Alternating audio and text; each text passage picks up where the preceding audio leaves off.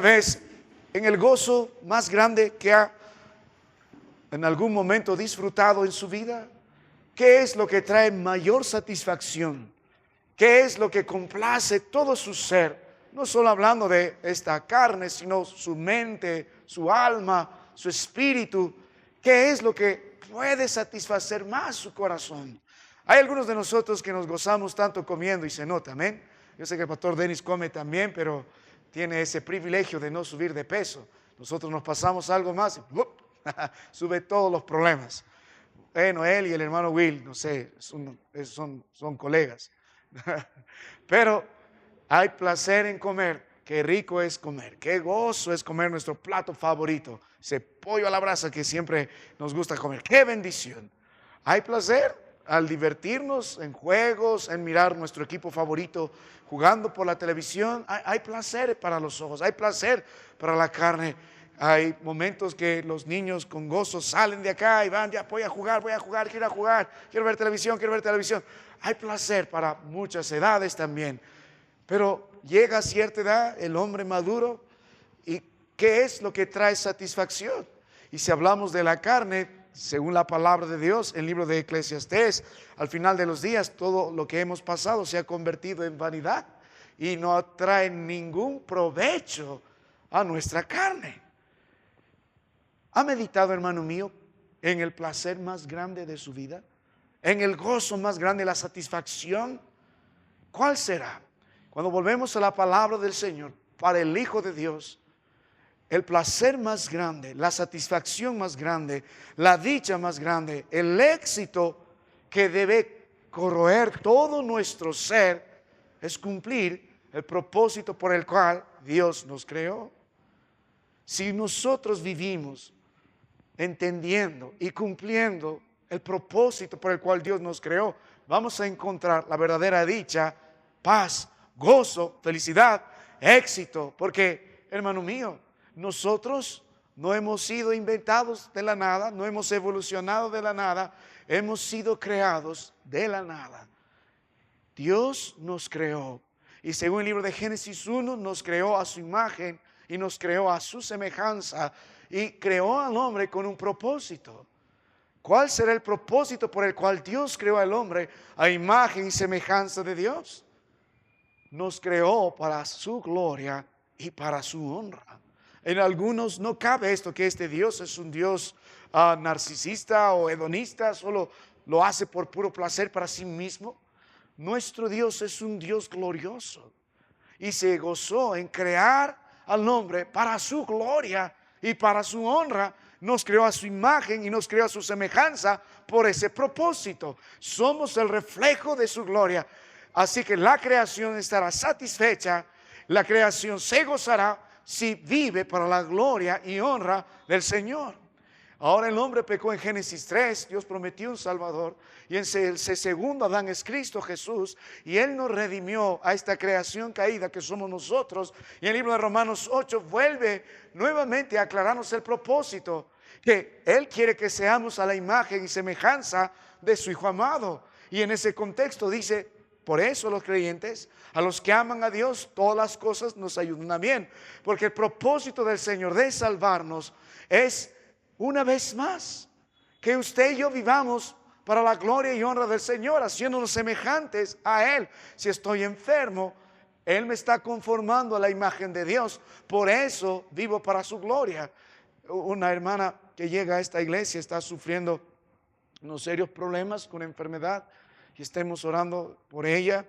Tenía que operarse de cierto tumor, le abrieron en el momento de operarla y el tumor se empezó a esparcir, está haciendo metástasis en varios de sus órganos, así que inmediatamente la cerraron y la mandaron a casa. Y le dijeron, bueno, esta es la única opción, quimioterapia, radioterapia. ¿Cómo usted tomaría esa noticia?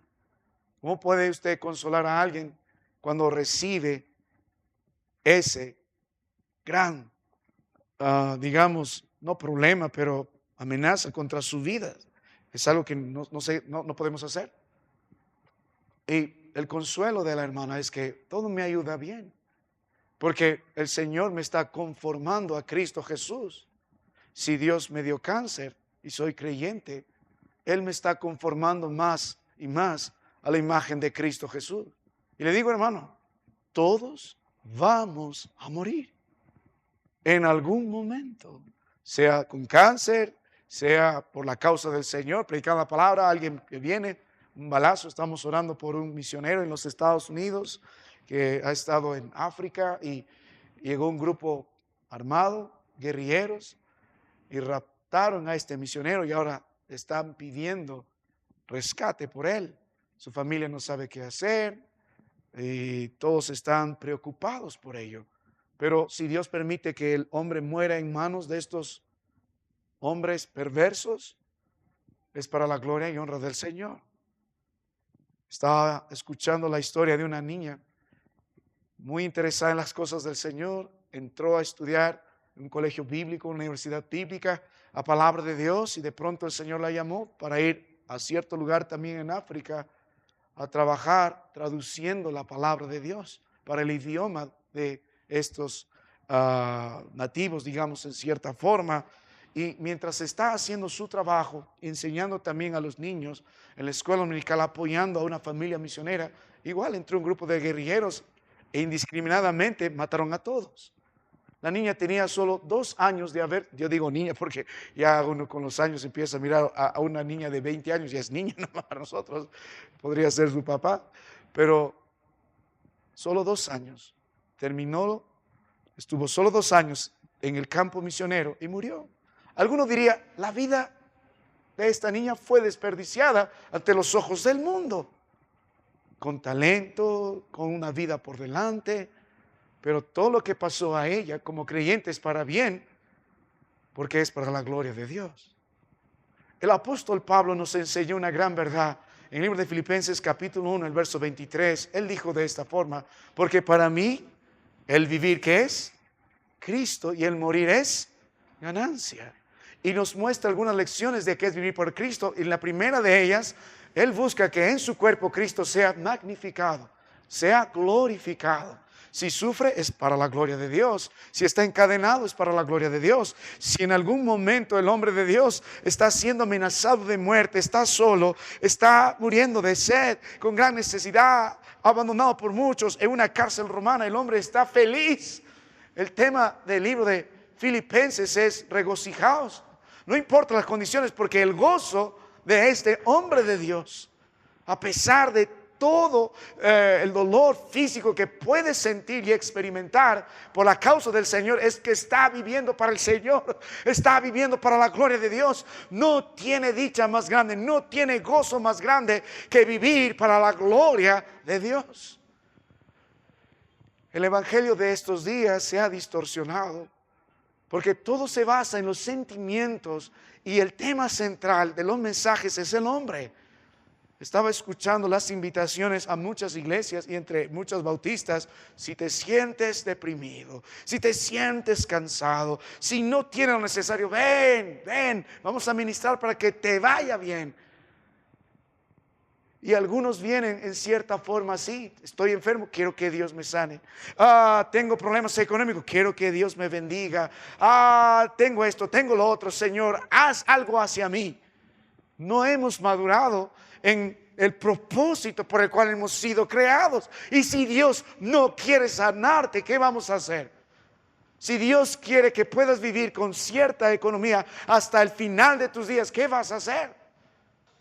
Porque la dicha más grande no está en una buena salud, tampoco está en una buena situación económica y holgada. Y si Dios te da gloria al Señor, úsalo también para su gloria. Pero el gozo más grande, la dicha más grande está en deleitarse en Él, en el vivir para su gloria. El Salmos 37 dijo: deleítate a sí mismo en Jehová y Él te concederá las peticiones de tu corazón. Si lee el contexto, no hay gozo más grande que deleitarse en el Señor. Vivimos para su gloria. No tienen que forzarnos en venir a la iglesia porque nos deleitamos. Queremos glorificar al Señor en la iglesia. No tiene que exigirnos y estar detrás de nosotros para leer la Biblia. Nos deleitamos porque vivimos para su gloria. gloria, meditando en la palabra de nuestro Dios. No tienen que exigirnos y nuevamente cuidarnos. Ojalá que no vayamos lejos a la inmoralidad. No, porque amamos la santidad, porque nuestro Dios es santo. Somos dichosos en vivir para su gloria y para su honra. Y si esa es la verdad en nuestras vidas, establecida por el Señor, cada parte de nuestra vida, cada plan de nuestra vida debe alinearse en ese propósito. Cada cosa en nuestra vida, cada problema en nuestra vida, cada necesidad de esta vida, debemos nosotros dar gloria y honra al Señor, porque hace que nos asemejemos más a Él. Queremos vivir para ese propósito. Y cuando miramos el libro de Apocalipsis en el capítulo 4, en los versos que nosotros hemos dado lectura, en el versículo 10, los 24 ancianos se postran delante del que está sentado en el trono y adoran. El gozo más grande del creyente, la dicha más grande del creyente es vivir para la gloria de Dios. Y en ese propósito, en ese menester o en ese afán que presentamos para glorificar el nombre de Dios. Cómo nosotros glorificamos al Señor en nuestras necesidades, en nuestro dolor, en nuestra angustia. Y en el libro de Apocalipsis capítulo 4, la palabra de Dios en un momento abre las ventanas del cielo. En cierta forma las puertas se abren por la gracia del Señor. La puerta se abre y el Señor dice: sube acá. Juan que está en el Espíritu y literalmente es transportado al cielo. Y Dios le dice: escribe todo esto. Lo he mandado a la iglesia. En el capítulo 1 describe la revelación de Jesucristo. Y ese es el tema de todo el libro de Apocalipsis. Ese es el énfasis. No nos podemos perder porque ¿qué es la profecía? ¿Será este el anticristo? ¿Será el otro el anticristo? No, la revelación de Jesucristo. En el capítulo 1 Cristo ha sido revelado. Él es glorioso. Hemos visto su apariencia, hemos visto lo que significa esta apariencia gloriosa, su juicio, su santidad, Él como sacerdote, como Señor. Pero también Él ha sido presentado a cada una de las iglesias, Apocalipsis 2, Apocalipsis 3, mostrando su voluntad y mostrando lo que está en contra, y también mostrando su gracia, pero también mostrando su juicio. Y ahora Dios quiere que podamos contemplar su gloria, la revelación de Él en su estado en el cielo. Y la iglesia debe aprender esto, porque el Señor tomó el afán y el detalle. Solo 2 hombres en la Biblia estuvieron en el cielo de esta forma y volvieron. Fue uno el apóstol Pablo y el otro fue Juan, ninguno otro más. Algunos en el Antiguo Testamento como Isaías, en Isaías 6, en Ezequiel 1, tuvieron visiones acerca de ellos, pero estos estuvieron allí. Y Dios dijo: quiero que la iglesia sepa ¿qué es el cielo? ¿Qué hay en el cielo? ¿Cuál es el atractivo del cielo? Y cuando volvemos a la palabra del Señor, Dios no va a cambiar su propósito. Aunque nos consolamos, ojalá veamos al hermano en el cielo. Allí no habrá tribulación, cantamos. Ya no habrá maldad, ya justicia solo hay en el cielo. Hay una canción popular buscando una satisfacción personal. No hay más dolor, no más angustia. Yo quiero ir al cielo. Voy a encontrar con mi mamá, mi papá, o los que hermanos nos fueron antes que nosotros al cielo, nos precedieron. Igual, eso es el gozo del cielo. No, hermano mío, eso no es. Si ha leído el libro de Apocalipsis 4, ¿cuál es el gozo en el cielo? ¿Cuál es el atractivo del cielo? Y la palabra nos mostró en el versículo 2 un trono establecido y el que está sentado en ese trono. Cuando la iglesia tiene la esperanza de ir al cielo y el verdadero creyente mira al cielo, porque la palabra de Dios quiere que miremos al cielo. El Señor quiere que sepa que lo que vamos a estar haciendo ahí es una sola cosa. El atractivo es el que está sentado en el trono y vamos a estar glorificándolo por toda la eternidad. Muchos anhelan el cielo, muchos anhelan partir con gozo allá. Hemos cantado un himno: Señor Jesús, la luz del sol se fue. Eso lo escribió un buen hombre cuando le diagnosticaron tuberculosis y en aquellos días no había forma de tratar. Sabía que iba a partir y en su lecho de muerte se consoló y se gozó y escribió el himno: la luz se irá, pero tú estás conmigo. Partiré, pero tú estás conmigo. Y en vida o en muerte, la gloria sea a ti. ¿Qué vamos a hacer allá?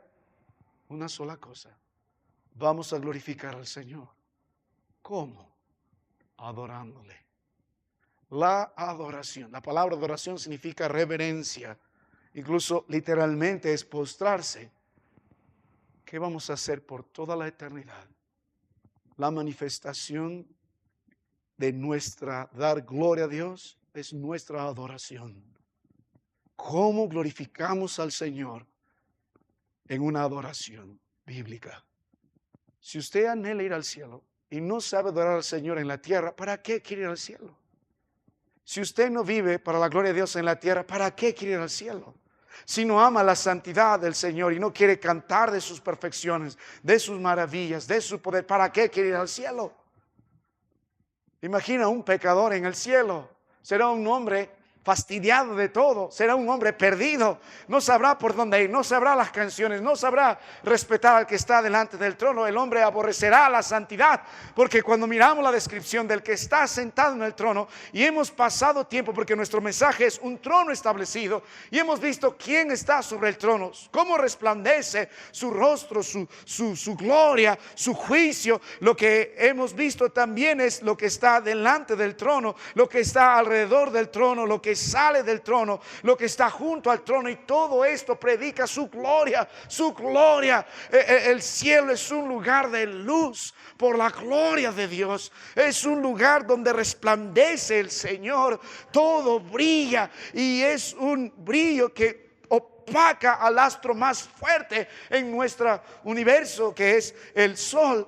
La gloria de Dios, el brillo, el resplandor, todo allí es luz. Algunos tienen la idea del cielo y lo pintan, y no tiene nada que ver con la descripción bíblica, con angelitos tocando el arpa y un río bonito. Y no hay idea, no hay forma. ¿Cómo puedes dibujar la luz? ¿Cómo puedes plasmar la luz? No hay forma. Es un lugar resplandoroso, cubierto totalmente por la gloria de Dios, manifestado en su santidad. Entonces, cuando miramos al trono establecido, firme y eterno en el cielo, el atractivo, el centro del cielo, miramos al que está en el trono, y miramos lo que sale del trono, y lo que rodea al trono, y lo que está junto al trono, y lo que está alrededor del trono. Todo predica gloria, gloria. Y la palabra de Dios nos está enseñando ahora una vez más que ese Dios glorioso merece adoración, porque nuestra última lección es lo que se dirige al trono. Y tienes aquí un gran cántico, una gran sinfonía.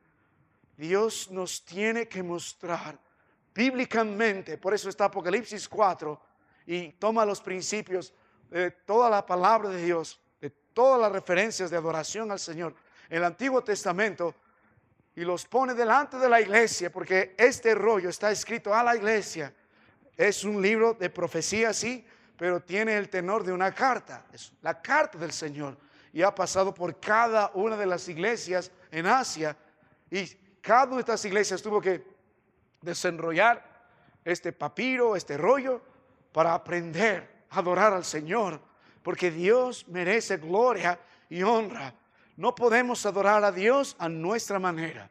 No podemos adorar a Dios como muchos en nuestros días quieren adorar, para atraer más gente con cualquier música, con cualquier entretenimiento, poniendo el sentimiento del hombre primero antes que venir a la palabra de Dios y glorificar a Dios conforme a su palabra. La adoración es el medio por el cual nosotros glorificamos el nombre de nuestro Dios. Porque el versículo que estamos leyendo, el verso 10, dice: y los 24 ancianos se postran delante del que está sentado en el trono, y que dice, y adoran, y adoran. ¿Qué se dirige al trono? ¿Qué espera el Señor que se dirija al trono en el cielo? Y si el trono de Dios está establecido en nuestra iglesia, ¿qué espera el Señor que dirijamos para glorificar a este Dios nuestro? Y si el trono de Dios está establecido en nuestras familias, y si el trono de Dios está establecido en nuestro corazón, ¿cómo debemos nosotros vivir? ¿Cómo debemos nosotros presentarnos al Señor? ¿Cómo debemos glorificar a este Dios nuestro? ¿Cómo de veras debemos adorar a este Dios?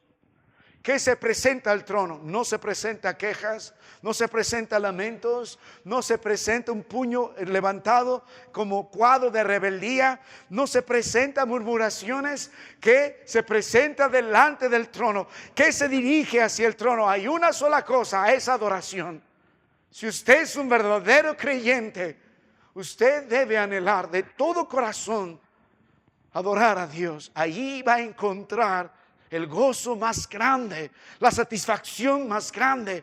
Y Cristo habló mucho de esto, y Él demandó que seamos adoradores en espíritu y en verdad. Así que volviendo a la palabra de nuestro Dios, las Escrituras nos están enseñando cómo adorar a Dios, qué es lo que se dirige a este trono. Y la palabra de Dios nos habló de una gran sinfonía que está estableciéndose en el capítulo 4, en el capítulo 5. Un gran canto de adoración, un himno precioso en los cielos, donde la palabra de Dios nos muestra, puedes dividir este gran alabanza al Señor celestial, esta doxología, en dos partes. El primer movimiento tiene una temática. En el capítulo 4 se adora a Dios como el creador, y en el libro de Apocalipsis capítulo 5, y empezaremos la próxima semana estudiando esto, se adora a Cristo Jesús, al Cordero, como aquel que está rescatando a su creación, como el Redentor. Y la palabra de Dios nos muestra una serie de personajes que nos dan lecciones y principios bíblicos para presentar una adoración bíblica ante el trono del Señor. Y tenemos desde el versículo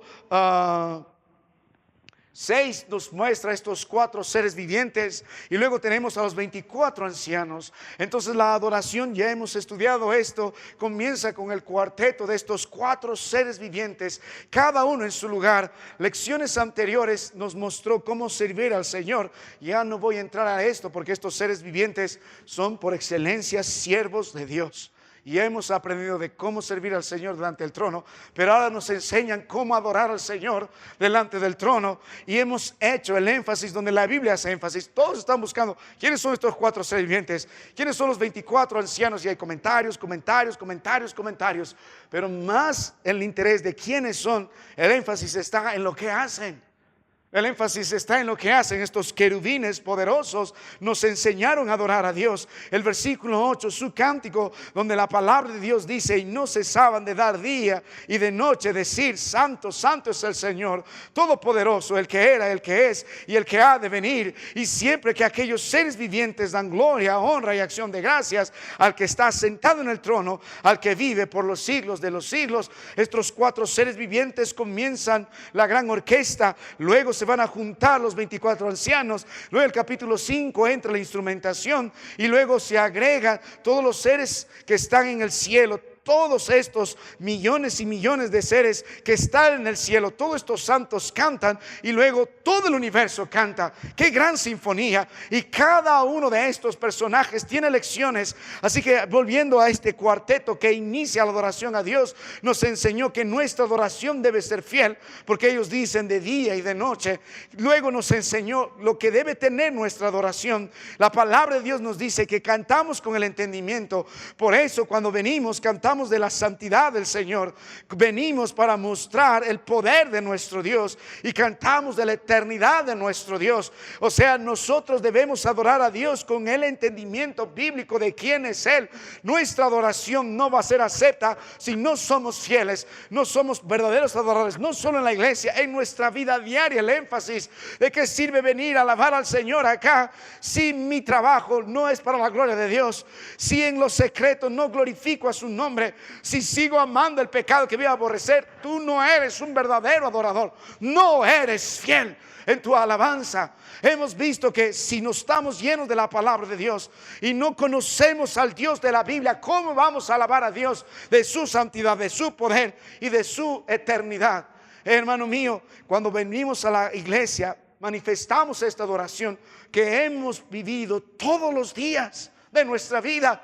No hay dicha más grande para usted que adorar al Señor. No debe haber para usted mayor satisfacción que adorar al Señor fielmente, con su entendimiento. ¿Sabe por qué nosotros no adoramos a Dios? Porque no le conocemos bien. No ha pasado tiempo meditando en la santidad de Dios, en el poder de Dios, en la soberanía de Dios, en la eternidad de este Dios. No canta con su entendimiento y no vive para la gloria de Dios. En Romanos 12 la Biblia espera que por la misericordia de Dios nuestros cuerpos estén presentados en ese altar como sacrificio vivo y santo, agradable a Dios. Y dice: es vuestro culto racional. La idea de la palabra culto es lo que es espiritual, racional, y bien la palabra lo lógico, es la adoración que Dios espera. Es la adoración que Dios espera cuando depositamos nuestra vida en el altar, porque conocemos delante de quién estamos. El trabajo nuestro como padres en casa es abrir las Escrituras y pasar tiempo enseñando a su familia quién es el Dios de la Biblia, en qué consiste su carácter, acerca de sus perfecciones, de su santidad, de su poder, de su eternidad, de su justicia, de su amor. Ese es el trabajo. ¿Sabe por qué no hay temor de Dios en nuestros hogares? Porque los que están delante de sus hijos no pasan tiempo enseñando acerca de quién es el Dios de la Biblia. No le conocen. Habría más temor de Dios. Habría verdaderos adoradores de Dios. Sus hijos, su vida serían más fieles porque conocerían al Dios de la Biblia. Dependerían totalmente de Él. Ahora, los ángeles nos siguen enseñando tremendas lecciones. Luego la tercera lección que la palabra de Dios nos muestra aquí, no solamente una adoración fiel, una adoración con el entendimiento, la expresión de su adoración, sino también la actitud en la adoración. El verso 9, y siempre que aquellos seres vivientes dan gloria, honra y acción de gracias, damos gloria porque reconocemos Él es quien merece gloria. Así que vivimos en humildad. Damos honra porque reconocemos quién es Dios y dónde está. Y nosotros vivimos también humillados. Vivimos en temor. Cuando oramos a Dios, adoramos con humildad. Cuando oramos a Dios, adoramos en temor. Y cuando oramos a Dios, adoramos con acción de gracias, reconociendo que todo ha sido por Él y para Él. Y nosotros no somos merecedores de nada, y con mayor razón damos gracias. Si los seres más poderosos de la tierra, del universo, allí delante del Señor dan gloria, junto y alrededor del trono está en una posición especial, dicen gracias, con mayor razón nosotros debemos decir gracias. Estos seres obviamente nunca han pecado, sino serían desechados como Satanás. Y Dios, la Biblia dijo, querubín, eras un gran querubín. Probablemente junto y alrededor del trono estaría antes llamado Lucero, ahora es el adversario, pero Dios lo desechó, inmediatamente lo desechó, porque halló pecado en él. Y estos seres dicen, te damos gracias. Ahora usted y yo, desechados por el Señor, pero Él descendió, derramó su sangre, pagó el precio y nos llama hijos. Qué privilegio el poder decir Abba, Padre. Y la Biblia dice, ¿qué ángel puede decir lo mismo? Tenemos nosotros mayor razón para vivir agradecidos al Señor. Cuando venimos a la casa del Señor, venimos en temor, venimos en humildad y venimos con acción de gracias. Cuando vivimos nuestra vida diaria, vivimos en temor, vivimos en humildad y vivimos agradecidos. Aunque hay cosas que uno dirá, no puedo dar gracias al Señor por eso, hay una razón principal. Él te salvó siendo un pecador, Él murió por ti. Te dio el privilegio de estar en una relación íntima y estrecha con el Padre a través del sacrificio. Gracias, Señor, por la salvación, por el perdón de nuestros pecados. Y hemos visto en Apocalipsis 1 y en este libro de Apocalipsis 5 la razón por lo que Dios hizo por nosotros. Solo para que vea, libro de Apocalipsis capítulo 1, uno de mis versos favoritos en este libro. Note la Biblia, en el libro de Apocalipsis capítulo 1, a la mitad del verso dice, capítulo 1, verso 5, a la mitad del versículo dice, al que nos amó y nos lavó de nuestros pecados con su sangre. Y antes dice que, verso 6 dice, y nos hizo reyes y sacerdotes para Dios, su Padre. A Él sea la gloria e imperio por los siglos de los siglos. Ve la razón inmediatamente ligada a la honra y gloria de Dios por lo que nos hizo. Nos lavó nuestros pecados con su sangre, nos dio el privilegio de ser reyes y sacerdotes. Ahora vuelva a la palabra de nuestro Dios y entremos a nuestro mensaje en el versículo 10 nuevamente. La semana pasada no lo concluimos de la forma que debería ser. Si permíteme dar un poco de énfasis, hermano. Hoy quería empezar el capítulo 5, pero mientras estaba meditando esta semana, digo, esto es necesario volver a entenderlo. Nota el versículo 10. Ahora los segundos personajes entran animados por la voz de gloria y el cántico de estos seres vivientes. Ahora los 24 ancianos que están alrededor del trono, alrededor, el trono está al centro, estos 24 están alrededor del trono. Dice, los 24 ancianos se postran delante del que está en el trono y adoran al que vive. Los 4 seres vivientes ya nos enseñaron 3 lecciones de adorar al Señor, y aquí viene 3 lecciones más. Estos 24 ancianos vienen delante de nosotros, se abren una vez más la puerta del cielo y contemplamos cómo debemos adorar al Señor, cómo será la adoración eterna. Esta adoración debe ser practicada también en la iglesia, y estos 24 ancianos representan muchas cosas, podríamos decir. Algunos creen que eran ángeles, otros creen que representan a la iglesia glorificada, otros a la iglesia de todos los tiempos. Ya mostramos cierta razón nosotros en su momento cuando hemos tratado de escribir qué podría ser para nosotros, probablemente a la iglesia en el Señor y su representación. Número 24 es importante en el Antiguo para el Testamento, en el coro, en el pueblo de Dios. El 24 representaba, y los ancianos también representan a la gente mayor, los líderes del pueblo. Igual que en el Antiguo, igual que en el Nuevo Testamento, lo mismo hay en el cielo, hay ancianos. Sea quien fuere, el énfasis está en lo que ellos presentan. Ahora, lo que a usted y yo nos debe animar a entender es esto, que estos 24 ancianos, la Biblia dice, se postran delante del que está en el trono. Estos 24 ancianos tienen lecciones para usted y para mí hoy, nuevamente esta noche. Representan algo, representan un grupo.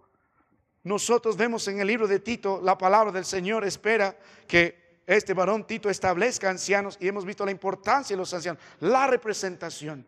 Nosotros en la gracia del Señor podemos continuar, porque Dios en su gracia debe suplir ancianos en los puestos que Dios espera que se puedan ocupar en la iglesia del Señor. Tenemos pastores, tenemos diáconos, pero cada varón de su hogar también es un anciano. Cada hombre con autoridad que Dios dio representa algo, representa a su familia, representa a la iglesia, y son los primeros en ser alistados como ejemplo de verdaderos adoradores.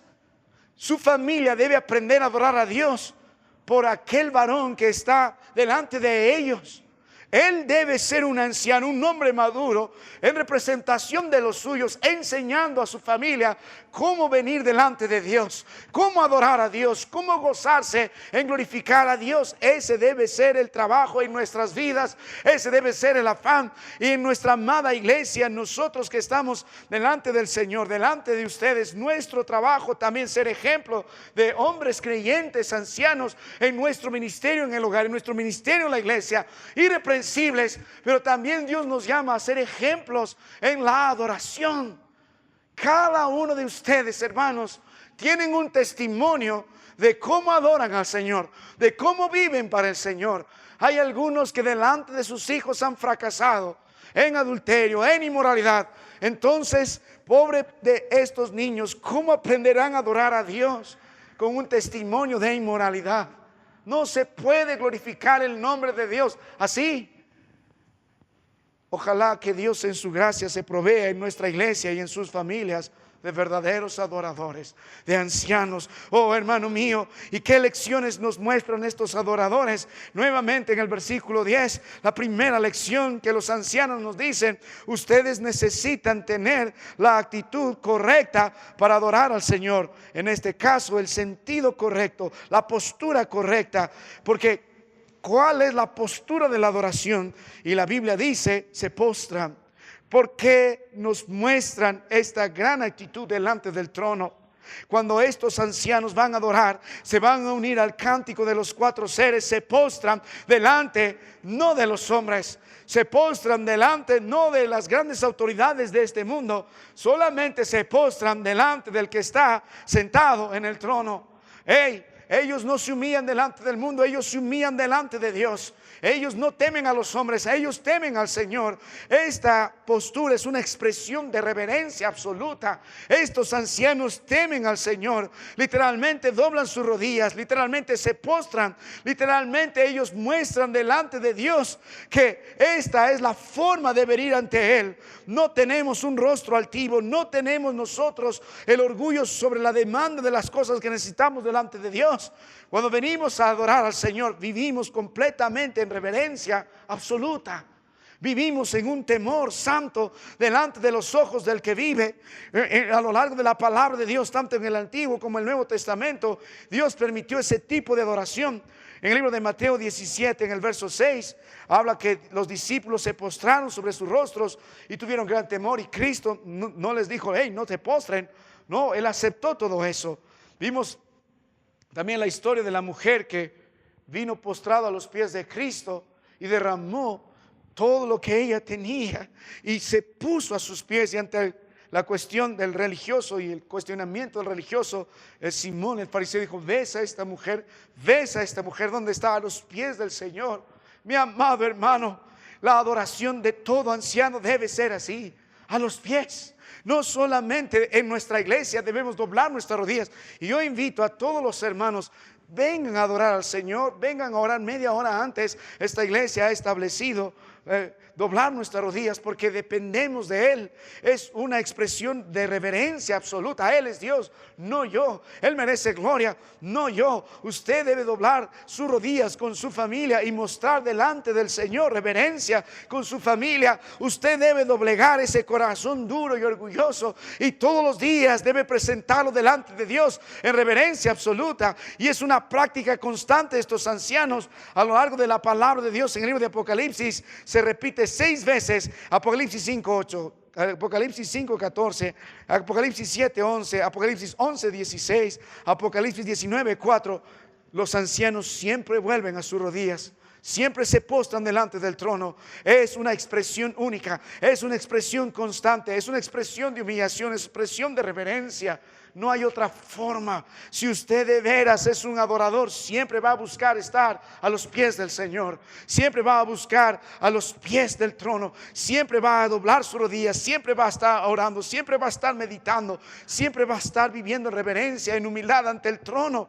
Esa debe ser la postura constante en el corazón de aquel que de veras viene a adorar al Señor. Pero no solamente la palabra de nuestro Dios nos muestra que postura humilde debemos adoptar y reverente delante de nuestro Dios, no con orgullo ni tampoco con menosprecio, sino con verdad. Pero note la palabra del Señor. Hay una segunda lección, dice, y se postran del que está delante sentado en el trono, y hemos visto esto, y adoran al que vive por los siglos de los siglos, y echan sus coronas delante del trono, diciendo. También estos ancianos nos muestran no solamente la postura en la adoración, sino la entrega en su adoración. La palabra de Dios nos muestra que echan sus coronas delante del trono. Hemos hablado que estas coronas, más que una corona de un rey, son las coronas de premiación, son las guirnaldas por haber alcanzado alguna carrera y haber ganado esto. Era la expresión en esos días. Así que cuando nosotros vemos aquí, ¿qué es lo que entregan estos ancianos? Que están ahí probablemente reinando con el Cordero. Pero ¿qué es lo que hacen ahí? Postrados, toman sus coronas y las ponen delante del trono.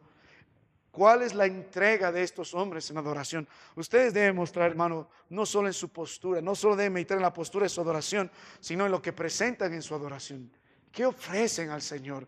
La Biblia nos enseñó en Romanos 12, versos 1 y 2, que ponemos todo lo que nosotros somos en ese altar como sacrificio vivo y santo, agradable a Dios.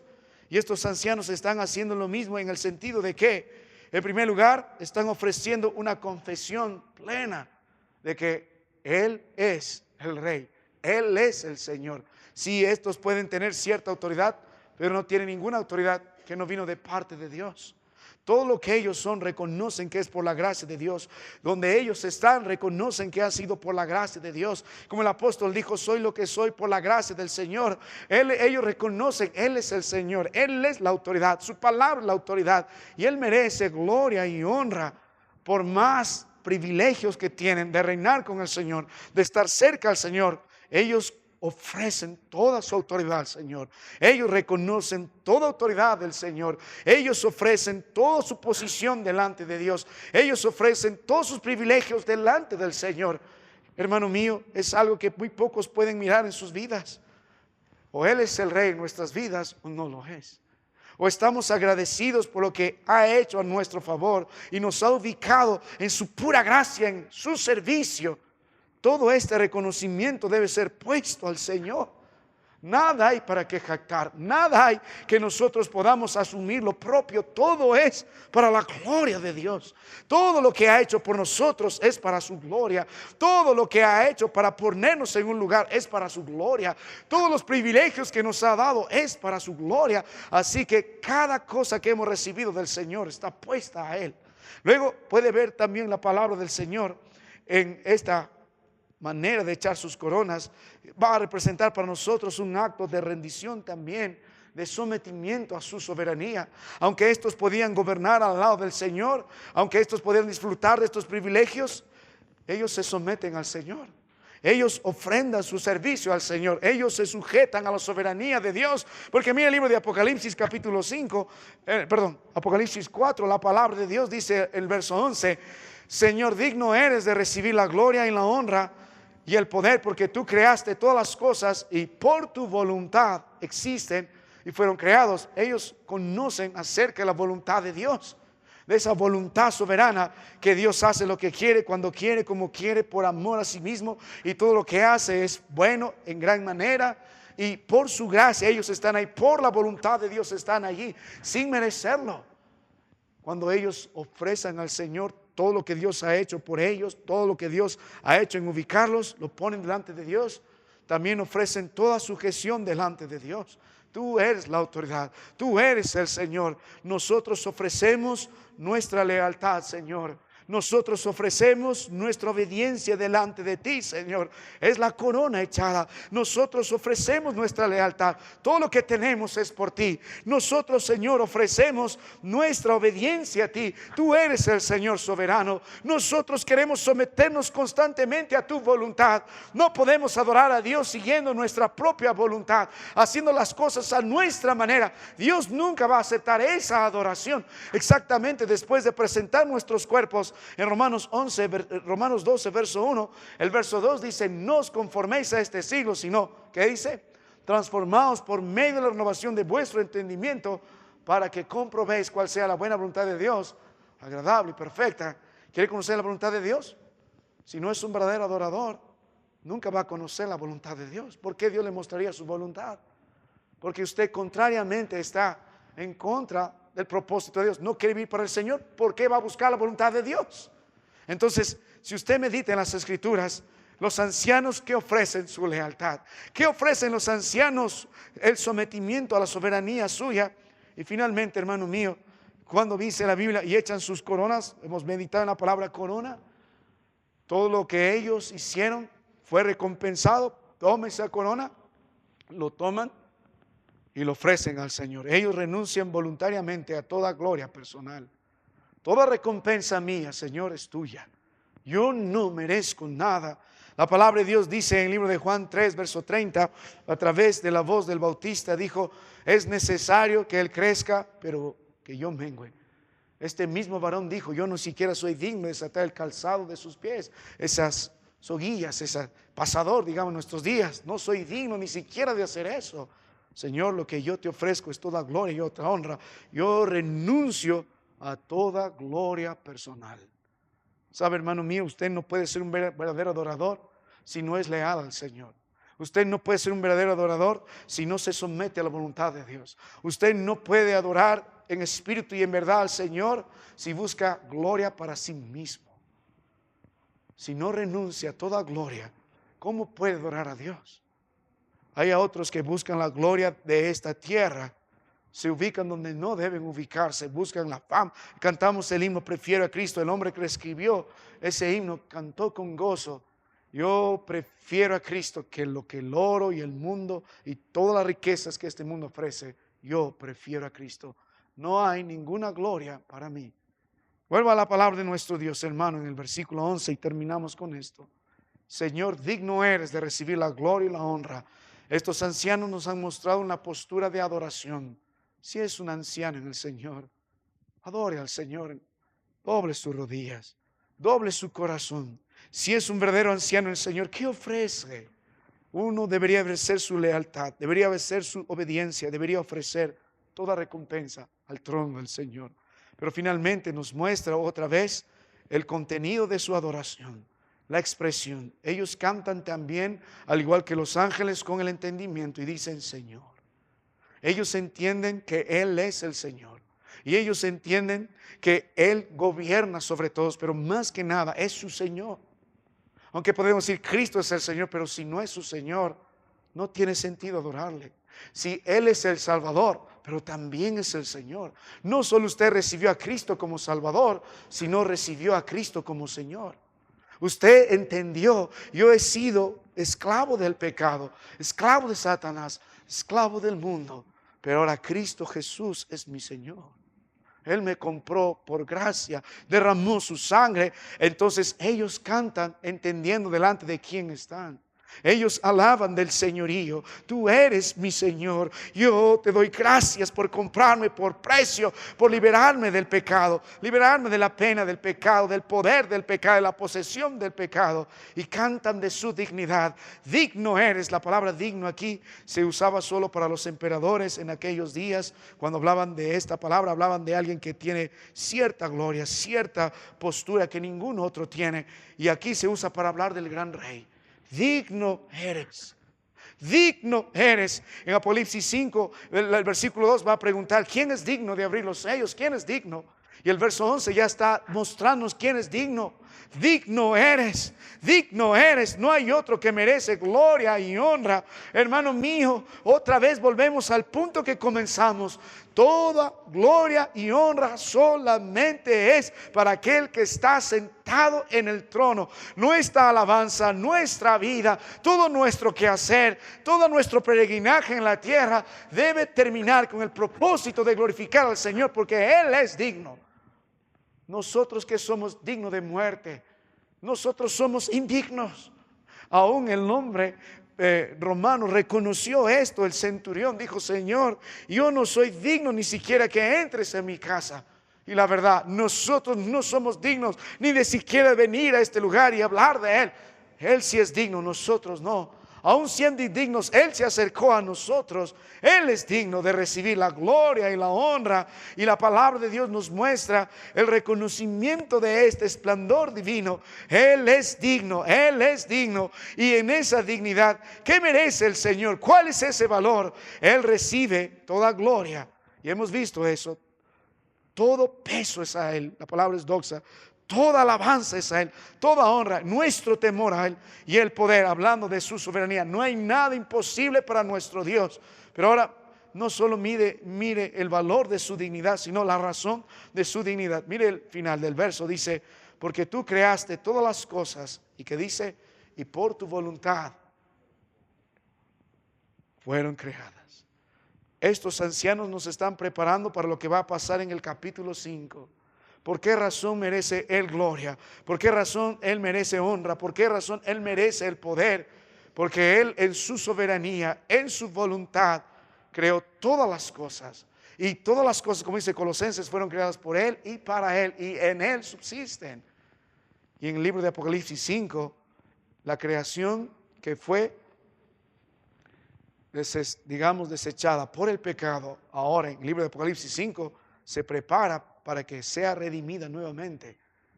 Y nos van a cantar de este cántico de redención a través del Creador. El día de ayer estábamos hablando con los jóvenes acerca de Juan capítulo 1, el versículo 1 y 2, del Señor como el Creador. El versículo 3 dice, todas las cosas por Él fueron creadas y sin Él nada de lo que ha sido creado, sin Él nada de lo que ha sido creado fue hecho. Pero volviendo a las Escrituras, imaginen nuestra vida sin el Señor. Él creó todo con el poder de su palabra, estableció orden, dio luz y dio vida. Y en el rescate de nuestras almas, la vida desordenada que usted tenía, Él la ordenó, nos separó, puso en nosotros santidad, nos enseñó lo bueno y lo malo y nos separó para sí, nos dio luz y nos estableció, como vimos en la mañana, su vida. Su vida no merece gloria y honra, todo honor y todo poder. Los ancianos deberían cantar con entendimiento de que Él es el Señor en su vida, de que Él merece gloria y honra, y deben entender la razón, y más que entenderla, debemos haber gozado de lo que hizo por nosotros. Mi amado hermano, ¿qué ofrece usted en su adoración? se goza en ello. Vamos a terminar en oración. Padre, gracias por tu palabra, por el tiempo que nos das de meditar en ella. Gracias por el testimonio de estos seres vivientes y de los 24 ancianos. Padre, tú conoces lo que cada hermano presenta ante el trono. Nuestro ministerio te glorificará. Nuestra vida en casa te glorificará. Nuestra vida afuera te glorificará. Nuestro corazón te glorificará. No hay gozo más grande, Padre, que glorificarte, que honrar a Cristo, que adorarle. Pero enséñanos a ser fieles de nuestra adoración. Enséñanos a hacerlo con entendimiento, con la actitud correcta. Enséñanos a hacerlo con la postura correcta. Enséñanos, Padre, a hacerlo con el ofrecimiento correcto. Y finalmente, Padre, con la expresión correcta. Porque Cristo Jesús, que nos creó, el segundo Adán, nos redimió. Gracias por comprarnos por precio.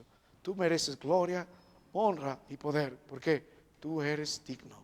Nosotros indignos, pero tú, mi Dios, tú eres digno. Eres el Señor y eres nuestro Dios. Gracias por tu palabra. En Cristo bendícenos hoy. Amén.